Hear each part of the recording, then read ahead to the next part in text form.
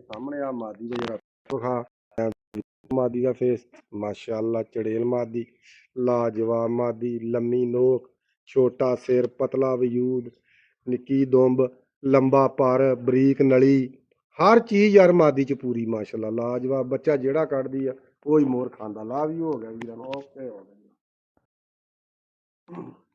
अस्सलामुअलैकुम जी की हाल ने वीरां दे उम्मीद करना कि सारे भरा ठीक ठाक होणगे ਤੇ ਅੱਜ ਵੀਰ ਜੀ ਅੱਲਾ ਖੈਰ ਕਰੇ ਨਾ ਆਪਾਂ ਨਾਲੇ ਤੇ ਤੁਹਾਨੂੰ ਆਪਣੀ ਮੇਨ ਇੱਕ ਮਾਦੀ ਵਿਖਾਵਾਂਗੇ ਤੇ ਅੱਲਾ ਖੈਰ ਕਰੇ ਤੇ ਨਾਲੇ ਤੁਹਾਨੂੰ ਕੋ ਤੁਹਾਡੇ ਨਾਲ ਡਿਸਕਸ ਕਰਾਂਗੇ ਮੋੜ ਦੇ ਬਾਰੇ 'ਚ ਠੀਕ ਆ ਅੱਗੇ ਵੀ ਆਪਾਂ ਕੀਤੀ ਸੀ ਅੱਜ ਫੇਰ ਆਪਾਂ ਵੀਰਾਂ ਨਾਲ ਜਿਹੜੀ ਹੈ ਨਾ ਮੋੜ ਦੇ ਬਾਰੇ ਡਿਸਕਸ ਕਰਾਂਗੇ ਅੱਛਾ ਬਾਕੀ ਵੀਰ ਜੀ ਗੱਲ ਇਹ ਹੈ ਕਿ ਜਿੰਨੇ ਵੀ ਮੇਰੇ ਵੀਰ ਵੀਡੀਓ ਵੇਖਣ ਵਾਲੇ ਨੇ ਮੇਰੇ ਚੜ੍ਹਦੇ ਪੰਜਾਬ ਤੋਂ ਲਹਿੰਦੇ ਪੰਜਾਬ ਤੋਂ ਠੀਕ ਹੈ ਸਾਰਿਆਂ ਵੀਰਾਂ ਨੂੰ ਵੀਰ ਜੀ ਪਿਆਰ ਭਰਿਆ ਸਲਾਮ ਆ ਤੇ ਖਾਸ ਕਰ ਜਿਹੜੇ ਮੇਰੇ ਚੜ੍ਹਦੇ ਪੰਜਾਬ ਤੋਂ ਮਿੱਤਰ ਭਰਾ ਨੇ ਸਰਦਾਰ ਵੀਰ ਨੇ ਉਹਨਾਂ ਨੂੰ ਸਤਿ ਸ੍ਰੀ ਅਕਾਲ ਤੇ ਚੈਨਲ ਮੇਰਾ ਵੀਰ ਜੀ ਤੁਸੀਂ ਵੇਖਣ ਦੇ ਹੋ ਟੈਲੈਂਟ ਕਬੂਤਰਬਾਜੀ ਦਾ ਤੇ ਯਾਰ ਤੁਹਾਨੂੰ ਬੜੀਆਂ ਇਨਸ਼ਾਅੱਲਾ ਅੱਲਾ ਖੈਰ ਕਰੇ ਟੈਲੈਂਟ ਦੀਆਂ ਹੀ ਗੱਲਾਂ ਦੱਸਨੇ ਆ ਤੇ ਚੈਨਲ ਨੂੰ ਯਾਰ ਲਾਈਕ ਫਾਲੋ ਕਰਿਆ ਕਰੋ ਜਿਹੜੇ ਨਵੇਂ ਆਉਣ ਵਾਲੇ ਵੀਰ ਨੇ ਤੁਸੀਂ ਵੀ ਵੀਰ ਜੀ ਗੱਲ ਇਹ ਆ ਕਿ ਚੈਨਲ ਸਾਡੇ ਨੂੰ ਫਾਲੋ ਕਰਿਆ ਕਰੋ ਜਿਹੜੇ ਨਵੇਂ ਆਉਣ ਵਾਲੇ ਬੰਦੇ ਨੇ ਲਾਜ਼ਮੀ ਬੈਲ ਆਈਕਨ ਦਾ ਬਟਨ ਵੀ ਦਬਾਓ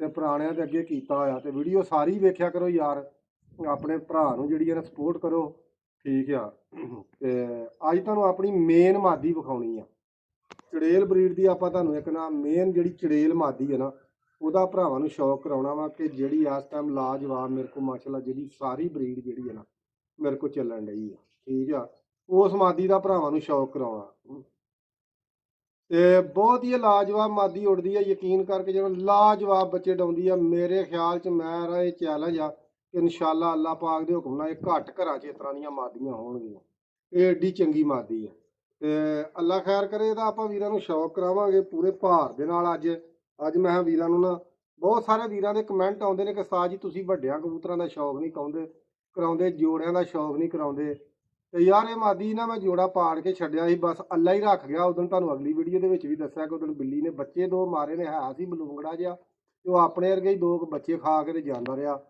ਠੀਕ ਆ ਉਹਦਾ ਵੀ ਭਲਾ ਹੋਵੇ ਤੇ ਬਾਕੀ ਮਾਲਕ ਨੇ ਵੀ ਬੜਾ ਕਰਮ ਕੀਤਾ ਆ ਕਿਉਂਕਿ ਸ਼ੌਕੀਨ ਜਿਹੜਾ ਬੰਦਾ ਹੁੰਦਾ ਨਾ ਵੀਰ ਜੀ ਉਹਦੇ ਸ਼ੌਕ ਦੀ ਸ਼ੈ ਜਾਵੇ ਨਾ ਜਦੋਂ ਤੇ ਉਹਨੂੰ ਤਕਲੀਫ ਹੁੰਦੀ ਆ ਉਹਦੇ ਦਿਲ ਨੂੰ ਤਕਲੀਫ ਹੁੰਦੀ ਆ ਹਾਂ ਤੇ ਸ਼ੌਕ ਤੋਂ ਮੈਂ ਇਹ ਗੱਲ ਕੀਤੀ ਆ ਕਿ ਇਹ ਗੱਲ ਜਿਹੜੀ ਹੈ ਨਾ ਵੀਰ ਜਿਹੜੇ ਸਾਡੇ ਭਰਾ ਮੰਗਣ ਵਾਲੇ ਹੁੰਦੇ ਨਾ ਕਬੂਤਰ ਉਹਨਾਂ ਨੂੰ ਮੈਂ ਇਹ ਗੱਲ ਦੱਸਣਾ ਕਿ ਕਿਸੇ ਵੇਲੇ ਕਿਸੇ ਚੌਧਰੀ ਸਾਹਿਬ ਜੀ ਕਿਸੇ ਭੈਣ ਭਰਾ ਨਾਲ ਤੁਹਾਡਾ ਤਲਕ ਹੁੰਦਾ ਨਾ ਕੋਈ ਚੀਜ਼ਾਂ ਉਹਦੇ ਸ਼ੌਕ ਵਾਲੀਆਂ ਹੁੰਦੀਆਂ ਨੇ ਉਹਨਾਂ ਤੋਂ ਬੁਲਾਇਆ ਕਰੋ ਮੁਰਗੀ ਨਾ ਖਾਇਆ ਕਰੋ ਆਂਡੇ ਖਾ ਲਿਆ ਕਰੋ ਠੀਕ ਆ ਗੱਲ ਉੱਥੇ ਹੀ ਹੁੰਦੀ ਆ ਮੈਂ ਦਿਲ ਨੂੰ ਸਮਝਾਉਣ ਵਾਲੀ ਗੱਲ ਹੁੰਦੀ ਆ ਹੁਣ ਅਸੀਂ ਆਪਣੇ ਕੈਮਰਾਮੈਨ ਨੂੰ ਕਹਾਂਗੇ ਤੁਹਾਨੂੰ ਇਨਸ਼ਾਅੱਲਾ ਅੱਲਾ ਖੈਰ ਕਰੇ ਸ਼ੌਕ ਕਰਾਵਾਂਗੇ ਉਸ ਤੋਂ ਬਾਅਦ ਆਪਾਂ ਜਿਹੜਾ ਨਾ ਮੋੜ ਦੇ ਉੱਤੇ ਆਵਾਂਗੇ ਠੀਕ ਆ ਕਿ ਮੋੜ ਵਾਲੇ ਕਬੂਤਰ ਕਿਹੜੇ ਹੁੰਦੇ ਨੇ ਕਿਹੜੇ ਮੋੜ 'ਚ ਉੱਡਦੇ ਨੇ ਕਿਹੜੇ ਸਿੰਗਲ ਦਿਨ ਉੱਡਦੇ ਨੇ ਆਪਾਂ ਸਾਰਾ ਵੀਰਾਂ ਨੂੰ ਦੱਸਾਂਗੇ ਗੱਲ ਤੇ ਇਹ ਬੜੀ ਛੋਟੀ ਜੀ ਬੜੀ ਲਾਜਵਾਬ ਮਾਦੀ ਆ ਲਾਜਵਾਬ ਹੀ ਇਹਦਾ ਵਜੂਦ ਆ ਆਪਣੇ ਕੈਮਰਾਮੈਨ ਨੂੰ ਆਖਾਂਗੇ ਇੱਧਰ ਆ ਵੀਰਾਂ ਸ਼ੌਕ ਕਰਾ ਸਭ ਤੋਂ ਪਹਿਲੇ ਮੇਰੇ ਵੀਰ ਜਿੰਨੇ ਵੀ ਮੇਰੇ ਭਰਾ ਨੇ ਲੋਕਵਾਈਜ਼ ਮਾਦੀ ਤੱਕ ਲੋ ਠੀਕ ਆ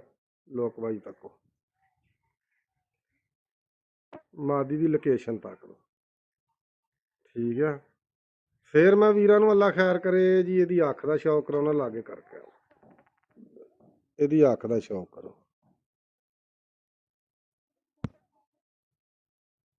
ਸਭ ਤੋਂ ਪਹਿਲਾਂ ਮੇਰੇ ਵੀਰ ਇਹਦੀ ਅੱਖ ਦਾ ਸ਼ੌਕ ਕਰੋ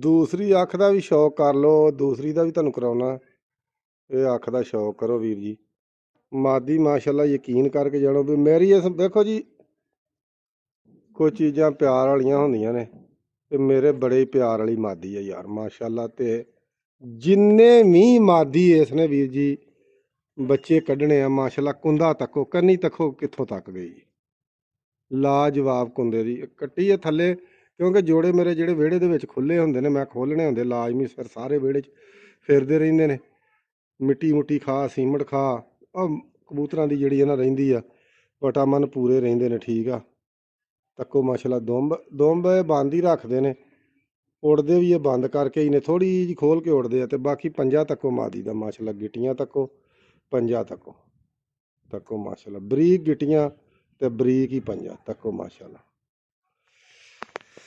ਅੱਛਾ ਵੀਰ ਜੀ, ਤੁਹਾਨੂੰ ਮੈਂ ਇਹ ਗੱਲ ਦੱਸਾਂ, ਮੇਰੇ ਕੋਲ ਨਾ 3-4 ਨਸਲਾਂ ਨੇ ਕਬੂਤਰਾਂ ਦੀਆਂ, ਜਿਨ੍ਹਾਂ ਦੇ ਮੈਂ ਇੱਕ ਕਬੂਤਰ ਬਹਾਦਰ ਨੇ। ਬਹਾਦਰ ਵੀ ਜਿਹੜਾ ਨੇ ਨਾਂ ਜਿਹੜਾ ਨਾ ਕਿਸੇ ਕਿਸੇ ਅਹੁਦੇ ਤੋਂ ਹੀ ਕਿਸੇ ਦਾ ਰੱਖਿਆ ਜਾਂਦਾ। ਦਲੇਰ ਕਬੂਤਰ ਨੇ, ਗਰਮੀ ਨੂੰ ਨਹੀਂ ਮੰਨਦੇ ਜਿਹੜੇ ਬਹਾਦਰ ਨੇ, ਥੋੜੇ ਜਿਹੇ ਬੇਵਕੂਫ ਨੇ।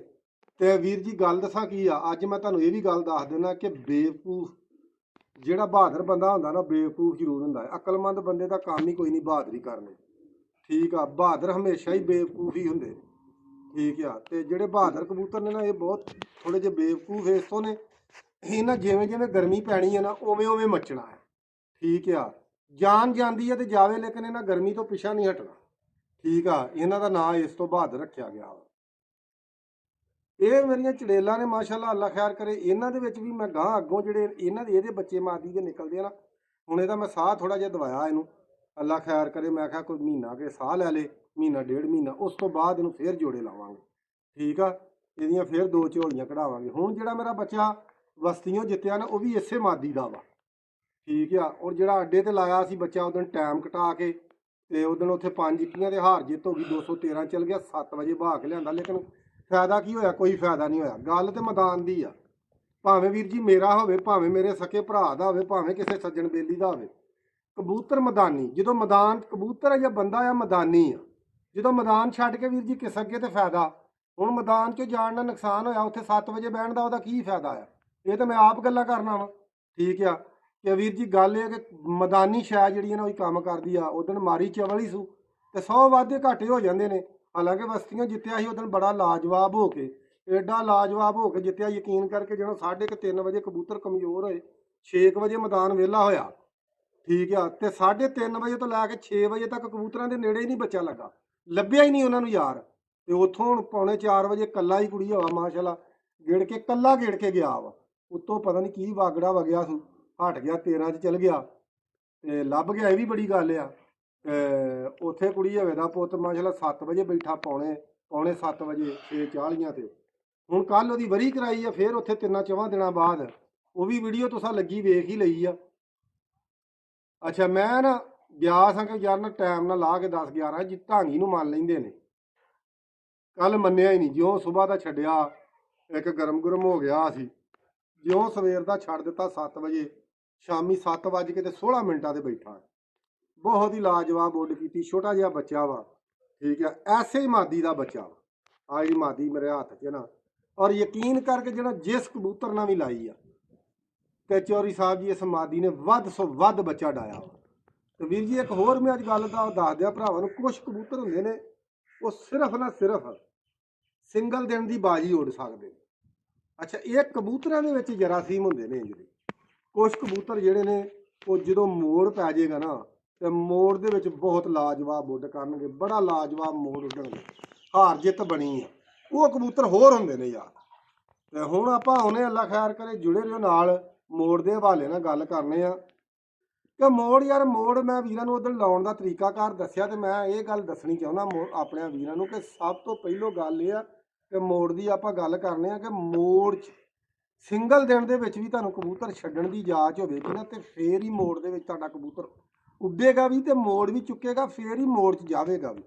ਜਿੱਡਾ ਮਰਜ਼ੀ ਚੰਗਾ ਮੋੜ ਹੋਵੇ, ਤੁਹਾਡਾ ਕਬੂਤਰ ਮੋੜ 'ਚ ਉੱਡਣ ਜੋਗਾ ਰਵੇ ਹੀ ਨਾ, ਤੇ ਤੁਸੀਂ ਉਹਨੂੰ ਕਿੱਦਾਂ ਡਾਓਗੇ? ਕਬੂਤਰ ਤੁਹਾਡਾ ਲਾ ਲਓ ਕਿ ਯਾਰ ਜ਼ੋਰ ਹੀ ਇੰਨਾ ਲਾ ਜਾਂਦਾ, ਤੁਹਾਡੇ ਕੋਲ ਸਾਰੀ ਮੁੜ ਕੇ ਸਿੱਧਾ ਹੀ ਨਹੀਂ ਹੁੰਦਾ, ਜਾਂ ਤੁਸੀਂ ਦਵਾਈ ਇੰਨੀ ਤੇਜ਼ ਲਾ ਦਿੰਦੇ ਜੋ ਕਬੂਤਰ ਤੁਹਾਡਾ ਬਹਿੰਦਾ ਹੀ ਰਾਤ ਨੂੰ ਨੀਗਾ, ਦਿਨੇ ਲੱਭਦਾ ਵਾ, ਦਿਨੇ ਉਂਝ ਹੀ ਉਹਦੀ ਕੰਮ ਹੋ ਜਾਂਦਾ ਵਾ। ਜਾਂ ਫਿਰ ਤੁਸੀਂ ਕਬੂਤਰ ਲਾ ਲਓ ਕਿ ਲੇਟ ਬੈਠਾ ਤਾਂ ਵੀ ਜ਼ੋਰ ਲਾ ਗਿਆ। ਠੀਕ ਆ, ਨਹੀਂ, ਕੋਸ਼ਿਸ਼ ਕਰੋ ਕਿ ਸਭ ਤੋਂ ਪਹਿਲੋਂ ਕਬੂਤਰ ਆਪਣੇ ਦੀ ਤਬੀਅਤ ਸਮਝੋ, ਆਪਣੇ ਕਬੂਤਰ ਦੀ ਨਫਸੀਆਤ ਸਮਝੋ ਕਿ ਮੇਰਾ ਕਬੂਤਰ ਕਿੰਨੀ ਦਵਾਈ ਮੰਗਦਾ ਹੈ।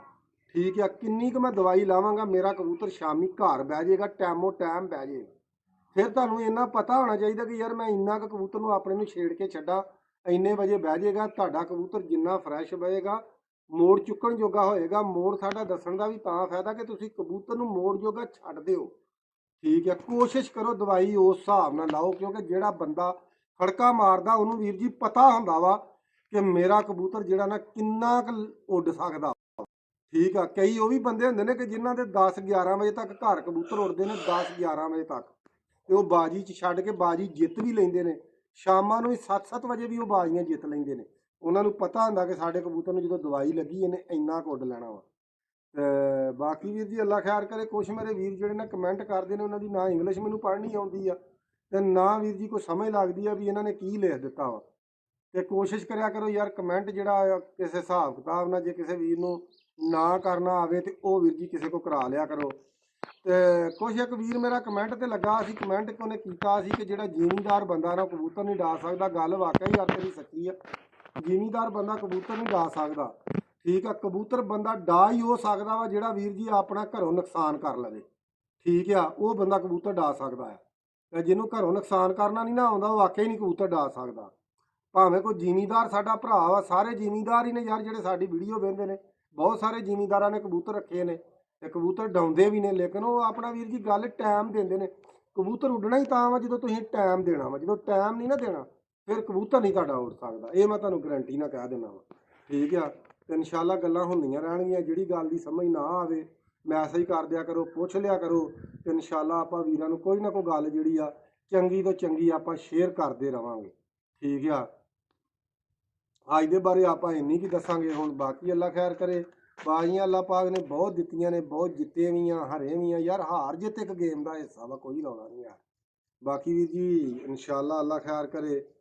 ਕੋਈ ਸਾਡੇ ਵੀਰ ਜਿਹੜੇ ਨੇ ਉਹ ਜਿਹੜੇ ਯਾਰ ਗੱਲ ਇਹ ਆ ਕਿ ਸਭ ਤੋਂ ਵੱਡੀ ਗੱਲ ਇਹ ਆ ਕਿ ਕਈਆਂ ਕੋਲ ਸਰਮਾਇਆ ਜ਼ਿਆਦਾ ਹੁੰਦਾ, ਕਈਆਂ ਦੀ ਚੰਗੀ ਕੰਪੈਸਿਟੀ ਕੰਮ ਕਰਦੀ ਆ। ਕਈ ਸਾਡੇ ਵੀਰ ਮਾਤੜ ਹੁੰਦੇ ਨੇ, ਉਹ ਜਿਸ ਹਿਸਾਬ ਦਾ ਬੰਦਾ ਉਸ ਹਿਸਾਬ ਦਾ ਯਾਰ ਸ਼ੌਕ ਕਰਨਾ ਮਾੜਿਆਂ ਦਾ ਵੀ ਹੋਈ ਜਾਂਦਾ। ਉਹ ਜਰਾ ਥੋੜਾ ਕਰ ਲੈਂਦੇ ਨੇ, ਤਗੜੇ ਜਰਾ ਮੋਟਾ ਕਰ ਲੈਂਦੇ ਨੇ। ਸਿਰਫ ਫਰਕ ਇੰਨਾ ਕੀ ਆ, ਠੀਕ ਆ।